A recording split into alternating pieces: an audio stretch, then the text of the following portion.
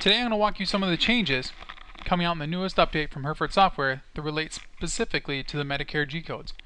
The first example I'm going to show you is how to register a patient using the SOAP Note screen. We're going to click on Patients and Exam SOAP Notes, and here you can see the new PQRS G-code section is in red.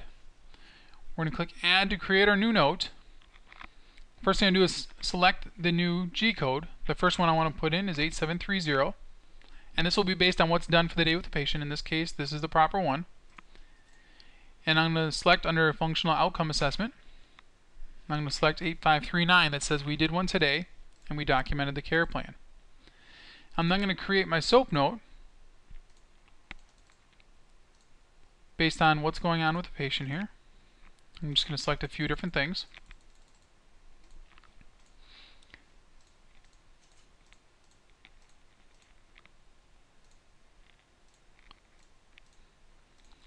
And when I click Save, it's going to register that patient for the day. If we come to the transaction screen, you can see their adjustment was registered and both of the G codes. If we were to change the date and go just a few days into the future from that visit, again to create another visit, we're going to click Add to create the new SOAP note. I'm not going to change SOAP notes at this time, but I'm going to look at the codes. You can see it says our last functional outcome assessment was done on January 1st. We can now change the code to says that we have a current functional outcome assessment on file. That's G8942. And click OK. I can now save this visit. We'll go back to the transaction screen again, and you can see it registered again, the adjustment, and both of the G codes. If I now switch the date to today's date,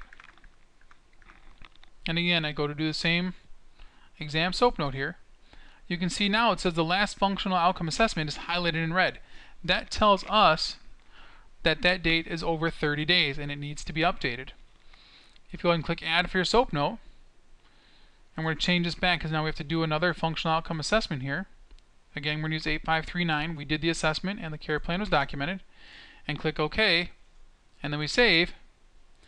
It's going to change that to today's date and no longer turn it red. So if we go back to the transaction screen, you can see here again the adjustment was registered and the two different G codes. If you have any further questions regarding G codes and registration, watch out for our other video that shows how to do them through the registration screen. If you have any further questions, feel free to give us a call, 586-776-2880.